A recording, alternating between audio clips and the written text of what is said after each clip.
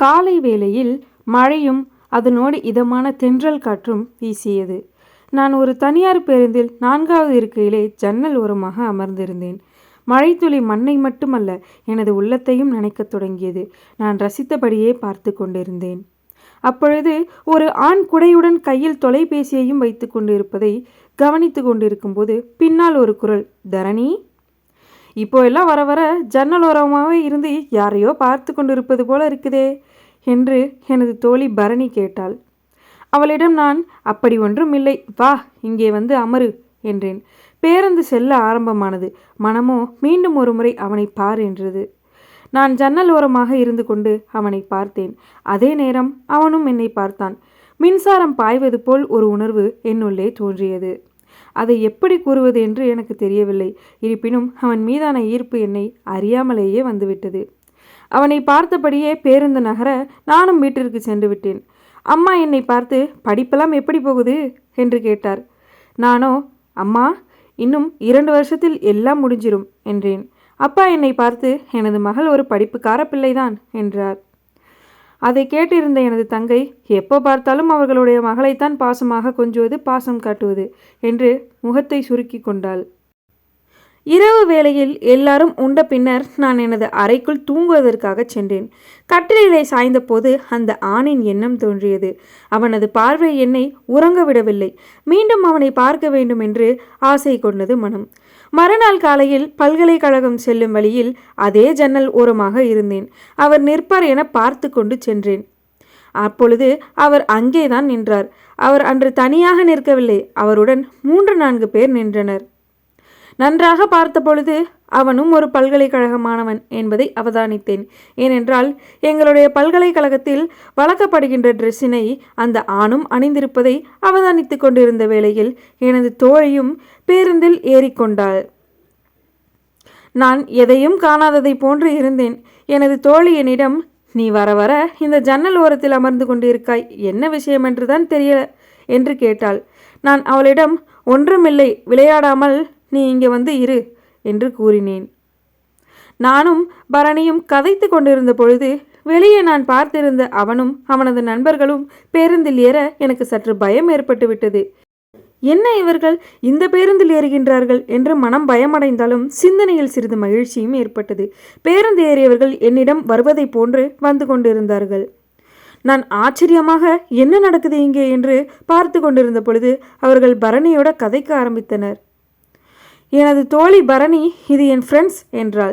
நான் அவர்களை பார்த்து ஹாய் என்று கூறினேன். அவர்களும் என்னை பார்த்து ஹாய் என்று கூற, உங்களுடைய பெயர் என்னவென்று அந்த ஆண் கேட்க, என்னுடைய பெயர் தரணி என்று கூறினேன். அப்பொழுது அந்த ஆண் என்னுடைய பெயர் கமல் என்று கூறினான். நான் சற்று புன்னகையுடன் அவனை பார்த்து சிரித்தேன். எங்களுடைய பல்கலைக்கழகமும் வந்துவிட்டது.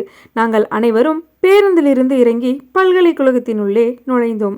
அப்பொழுது நானும் எனது தோழியும் எங்களுடைய வகுப்பு நடைபெறும் இடத்திற்கும், கமலும் கமலனுடைய நண்பர்களும் அவர்களுடைய வகுப்பு நடைபெறும் இடத்திற்கும் என பிரிந்து சென்றோம். எனது நண்பியிடம், உனக்கு எப்படி இவர்களை தெரியும் என்று கேட்க, தரணி, இவர்கள் பாடசாலையிலிருந்து என்னோடு படித்தவர்கள் என்று கூறினாள். பார்த்ததே இல்லையே என்று கேட்க, அவள் பரீட்சை விடுமுறைக்காக போய் இப்போதான் வந்தவங்க என்று கூறினாள். நானும் சரி என்று கூறிவிட்டு எங்களுடைய வகுப்பு நடைபெறும் இடத்திற்கு சென்றோம். அப்பொழுது எங்களுடைய ஆசிரியர் குழு வேலைப்பாட்டினை தந்திருந்தார்.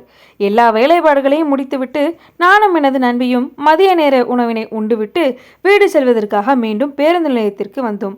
கமலும் அவருடைய நண்பர்களும் வழக்கம் போன்று பேருந்திலே ஏறி வீடு செல்வதற்காக வந்து கொண்டிருந்தார்கள். நாங்கள் அனைவரும் பேருந்திலே ஏறி அமர்ந்து சென்று கொண்டிருந்தோம். நான் வழக்கம் போன்று என்னுடைய ஜன்னல் ஓரத்திலே அமர்ந்து கொண்டிருந்தேன். அப்போது கமல் என்னிடம், ஏன் நீங்கள் தினமும் ஜன்னல் ஓரத்திலே அமர்ந்து கொண்டிருக்கிறீர்கள் என்று கேட்க, இதில் இருக்கும்போதுதான் இயற்கை சூழலினை ரசித்து கொண்டு செல்லலாம் என்று கூறினேன். அப்படியென்றால் உங்களுக்கு இயற்கையை ரசிப்பது பிடிக்குமா என்று கமல் கேட்க, எனக்கு இயற்கையை ரசிப்பது என்பது மிகவும் பிடித்த ஒன்று. அதனால்தான் நான் தினமும் ஜன்னல் ஓரம் இருந்து வருவேன். அது மட்டுமின்றி ஜன்னலோரம் இருந்து செல்கின்ற வேளையில் பல விடயங்களை அவதானித்து செல்லக்கூடியதாகவும் இருக்கும். அதனால்தான் கூடுதலாக நான் பேருந்தில் இருப்பது ஜன்னலோரத்தின் அருகே என்று கமலிடம் கூற, கமல் என்னை பார்த்து சிரித்தார்.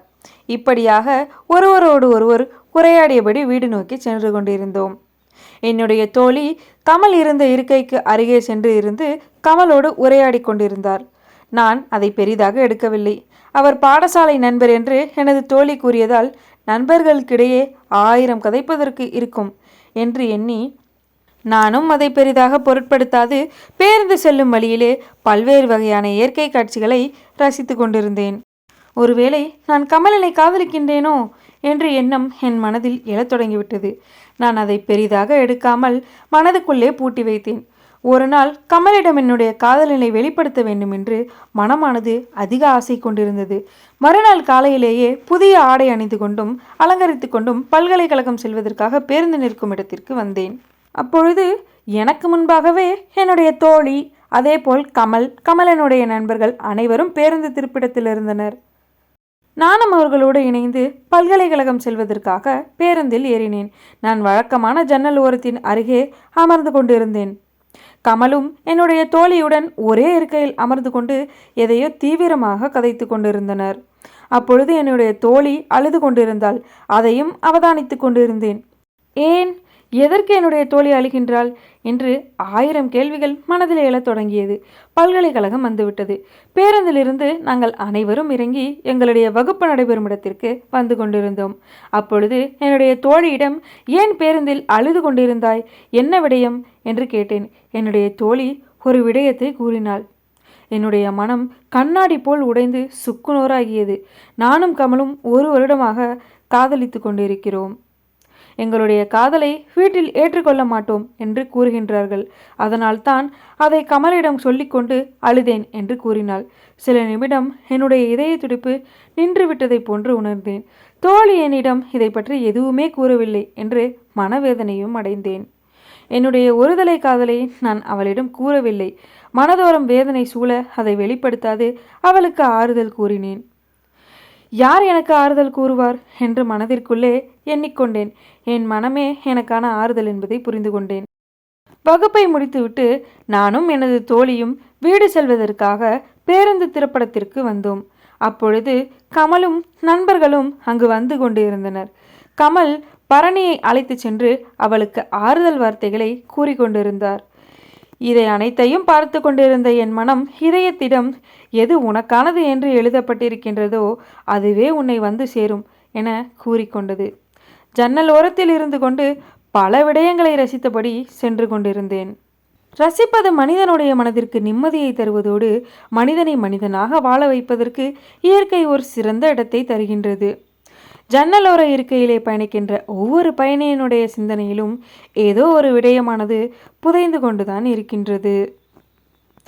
யதார்த்தத்தினையும் ஏமாற்றத்தினையும் யாராலும் மாற்ற முடியாது.